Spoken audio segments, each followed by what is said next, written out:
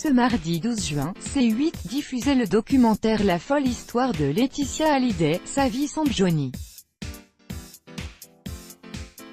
Un reportage dans lequel des proches de la veuve du rocker ont dévoilé quelques anecdotes.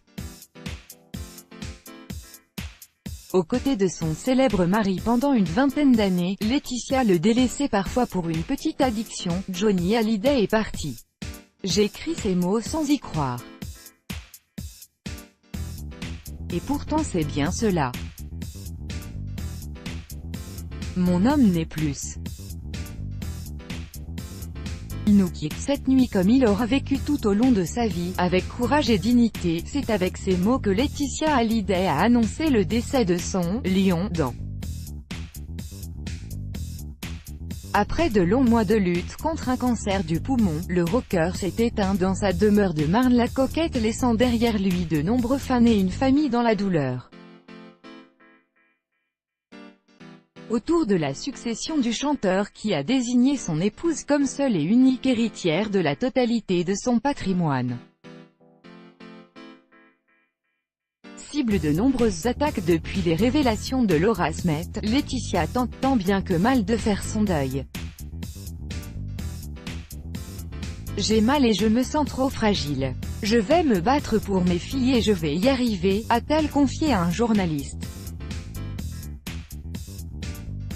Et pour traverser cette épreuve douloureuse, elle peut compter sur le soutien de quelques amis qui se rendent tour à tour aux États-Unis pour l'épauler. C'est le cas notamment du chef cuisinier Jean-François Piège ou encore de la photographe Yael Abro.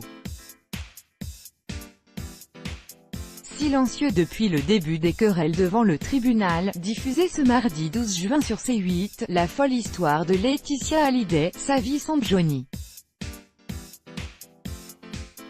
Laetitia Hallyday avait elle aussi une petite addiction particulière qui avait le don d'agacer Johnny. Il y a des moments qui sont très difficiles et des moments qu'elle partage avec ses enfants, avec ses amis, où elle essaye effectivement de se changer les idées. Après, elle est comme n'importe quelle femme en deuil, ce sont des moments difficiles de la vie, a expliqué Yael Abro. Elle se tourne parfois vers Pascal Després, le mari de Mireille Darc qui a lui aussi perdu l'amour de sa vie, et lui envoie. Et si ces échanges par téléphone lui font sûrement beaucoup du bien, il fut un temps où ils étaient une véritable source de disputes au sein du couple Hallyday. Mariée à la légende du rock français pendant 22 ans, Laetitia a toujours tout fait pour lui offrir une vie idéale et l'éloigner de ses vieux démons. C'est donc toujours munie de son téléphone qu'elle essayait de reconstruire un cocon familial avec Laura et David, pour des invitations à des réunions de famille ou tout simplement pour donner des nouvelles de leur père. C'est aussi grâce à ce moyen de communication qu'elle dévoilait aux fans de Johnny des moments privilégiés sur les réseaux sociaux. Mais si elle prenait du plaisir à le faire, Johnny se serait bien passé de cette habitude. Laetitia, quand je la coiffais, elle était sur son téléphone. Ce qui me gênait beaucoup, c'est que parfois, elle avait la tête penchée et j'étais obligée de la coiffer en l'imaginant dans la glace, a raconté avec humour le coiffeur du chanteur disparu. Elle adorait faire des photos, elle avait son portable tout le temps pour ça.